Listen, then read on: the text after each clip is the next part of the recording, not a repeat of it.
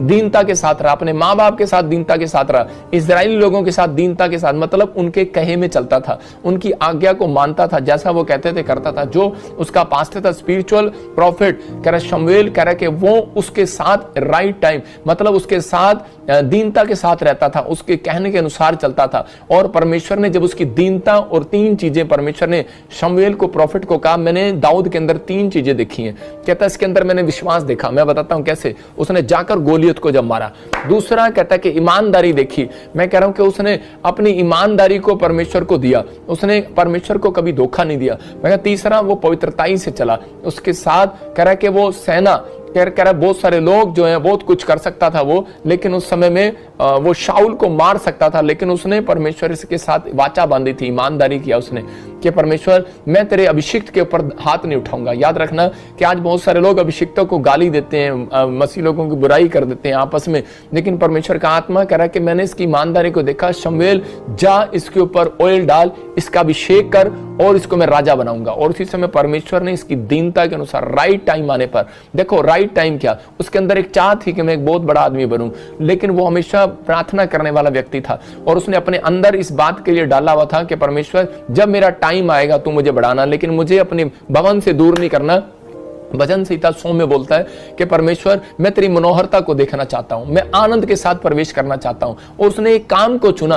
अगर परमेश्वर आपके पास आकर पूछे तुम्हें क्या चाहिए, तुमको कि गवर्नमेंट जॉब चाहिए, इंजीनियर बनना है, फॉरेन जाना है, लेकिन उसने कहा, परमेश्वर ने जब उसे दर्शन दिया तो उसने कहा परमेश्वर यही कि मैं तेरे भवन में कह रहा गेट खोलने वाला बनूं, गेट कीपर बनूं। तो वो परमेश्वर के गेट को खोलने के लिए तैयार रहता था, वहां की सफाई करने के तैयार रहता था। और जब इतनी दीनता परमेश्वर ने इसकी देखी तो उसको कहा मैं इसको राजा बनाऊंगा। याद रखना कि बहुत सारे लोग जो हैं उनके अंदर जल्दबाजी रहती है। एक बार एक मेरे वॉलंटियर आके कहने लगा कि मैं पास्टर जी मैं मुझे पास्टर बना दो। मैंने कहा अच्छा तुझे आज ही पास्टर बना दो, लेकिन परमेश्वर मैंने कहा कि राइट टाइम आएगा, लेकिन वो मुझे छोड़कर चला गया, पछताता होगा वो। लेकिन पवित्र आत्मा आज रात आपको बताना चाहता है कि एक राइट टाइम आएगा। मैंने कहा बेटे एक राइट टाइम आएगा और आपकी जिंदगियों में परमेश्वर जो आपको बनना चाहता है वो बनाएगा, लेकिन एक राइट टाइम है। उसके लिए आपको दीनता के साथ चलना है परमेश्वर के साथ, और वो आपके लिए हर एक रास्ते को सुनेगा। कह रहा है कि आप कह रहा है कि मेरी नहीं सुनता तो वो सुनेगा।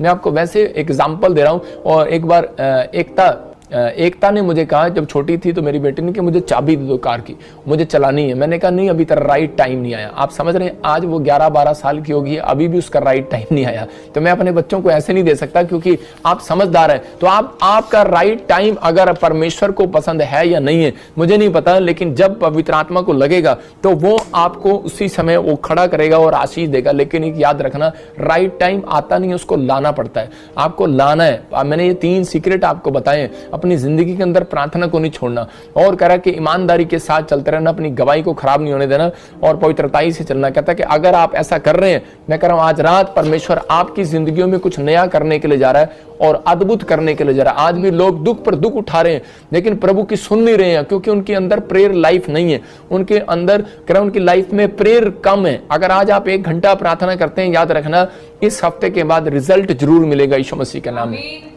नाओमी रोटियां डबल कराना चाहती थी। आज बहुत सारे लोग जो है रोटियां डबल कराना चाहते हैं। बाइबल से बताता हूं कि एक जगह रूत के चैप्टर में जब हम पढ़ते हैं तो एक नाओमी नाम की औरत थी और वो बेतलेहम को छोड़कर वहां पर मोआब देश में चली जाती है। मतलब बेतलेहम का मतलब रोटियों का घर, दया का घर। वो कह कि यरूशलेम को छोड़कर, बेतलेहम को छोड़कर, दया के घर को, रोटियों के घर को छोड़कर और वहां जा रही थी क्योंकि अकाल पड़ गया था और वो सोच रही थी कि शायद यहां पर मेरी जिंदगी में कुछ नहीं होगा और परमेश्वर भी मेरी नहीं सुनता। और इसी समय वो अपने पति अपने बच्चों को लेकर चली गई दूसरे देश में। और जैसे ही वहां पर गई और थोड़े दिन के बाद क्या हुआ कि उसके कुछ सालों के बाद उसने बहुत सारा पैसा कमाया, और लेकिन कुछ साल बीतने के बाद उसका पति भी मर गया और दोनों बच्चे भी मर गए। और इसी समय वो कहने लगी ये मोआब देश तो मेरी शांति को खा गया। इसका मतलब कि उसको समझ में नहीं आया, बाद में उसको समझ में आया कि मेरा जो देश था कह रहा कि वो बेतलेहम था। मतलब मैं रोटियों के घर में रहती थी, दया के घर में रहती थी, और मैंने दया के घर को छोड़ दिया और इसलिए मैंने अपनी शांति को भंग कर लिया।